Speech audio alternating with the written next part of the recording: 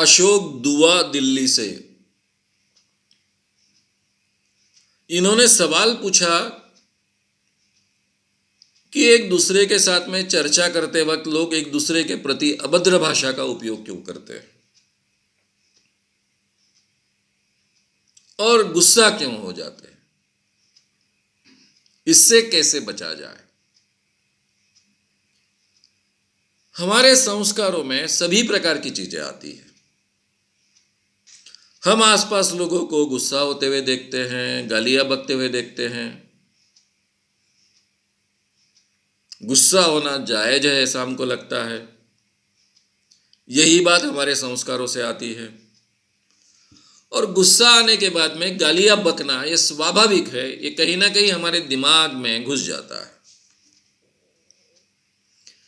इसलिए कुछ लोग गुस्सा होने के बाद में या गुस्सा न होते हुए भी गालियां बकते हैं। अब कुछ भाषा की भी खासियत होती है। अब जो आम इंसानों की भाषा होती है, चाहे वो हिंदी हो, वो कई गालियां सहजता से बोल जाते हैं। विदर्भ में जो वराड़ी भाषा है, उसमें भी कई गालियां रोजमर्रा के जीवन का हिस्सा होती है। काबे सालिया, अब सालिया तो गाली है,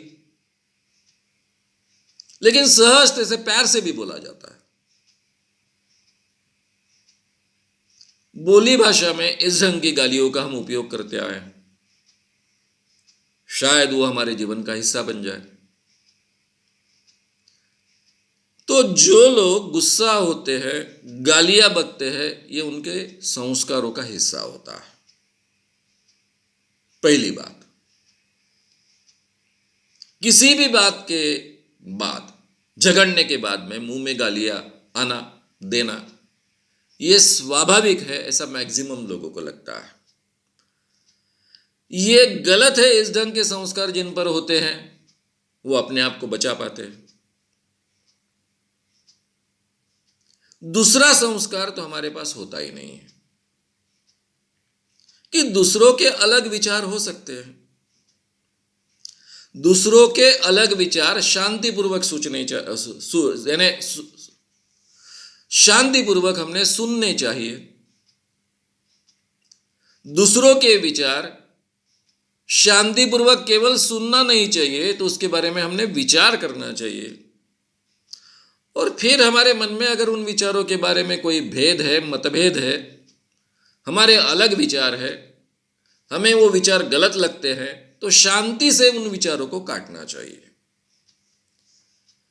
या फिर अपना अलग विचार जो उससे अलग है, शायद उसके विपरीत है, शायद उसके विरुद्ध है, वो अच्छे ढंग से लोगों के सामने रखना चाहिए। ये संस्कार ही हमें नहीं निर्माण होते। हम एक ढर्रे से विचार करने वाले, एक ही ढर्रे से सब चीजों को देखने वाले, रूढ़ी परंपराओं में उसी ढंग से विचारों के ढर्रे में जकड़ कर रखने वाले लोग बन जाते हैं। और उसका कारण, जब हमारे विचारों के विपरीत कोई बात कहता है तो हमें बहुत गुस्सा आता है और गालियां बकना शुरू कर देते हैं। फिर ना सामने के व्यक्ति का हम लिहाज करते हैं, उसके उम्र का लिहाज करते हैं। इसलिए ये हमारे कल्चर का परिणाम है। अब जिन पर अच्छे संस्कार हुए ही नहीं, वो गालियां बकते हैं।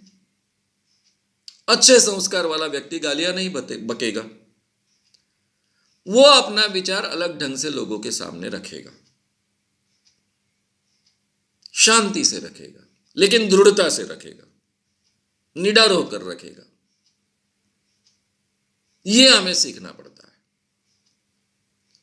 ये जो लोग सीखते हैं वो शांति से बहस करते हैं। अपना विचार अलग है, वो अलग विचार रखते हैं। जिन लोगों में ये कल्चर डेवलप नहीं हुई है अभी तक, जो बहुत ही पिछड़े हैं कल्चर की दृष्टि से, महान कल्चर का नाम लेते हैं, भारतीय संस्कृति वगैरह वगैरह, लेकिन अंदर से बहुत पिछड़े हुए हैं, जिनका भारतीय संस्कृति से कोई लेना देना नहीं होता है, ना ही उनको भारतीय मालूम होता है, ना संस्कृति मालूम होती है। ऐसे लोग फिर गालियां देना शुरू करते हैं। अब उसके लिए आप कुछ नहीं कर सकते हो। अपने संस्कृति के अनुसार वो बर्ताव करता है, उसके तरफ क्षमाशील दृष्टि से देखना और छोड़ देना, इतना ही अपने हाथ में होता है। धीरे धीरे समझाते जाओ, हो सकता है सामने के व्यक्ति समझे। अभी मैं इस परिवर्तन के क्षेत्र में गए 50 सालों से काम कर रहा हूं। शायद पहले 12-13 साल बहुत विरोधी वातावरण में मैंने काम नहीं किया, लेकिन फिर भी नई बातें थी, नई बातें लिखता था, नई बातें बोलता था, तब भी विरोध होता था। लेकिन उस समय शायद इतनी गालियां नहीं मिली। लेकिन जब मैंने अंधविश्वास के खिलाफ काम शुरू किया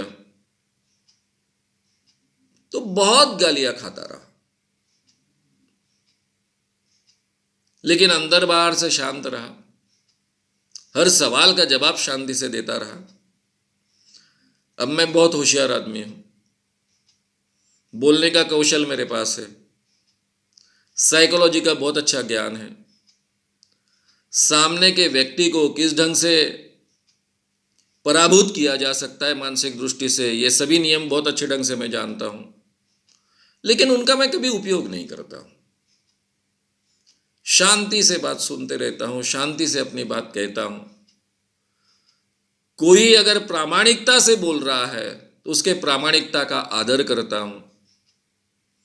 मैं अपनी बात प्रामाणिकता से रखता हूं, और जो लोग प्रामाणिकता से विरोध कर रहे हैं, उनको सही में गुस्सा आ रहा है अंदर से, वो लोग बदलते भी हैं।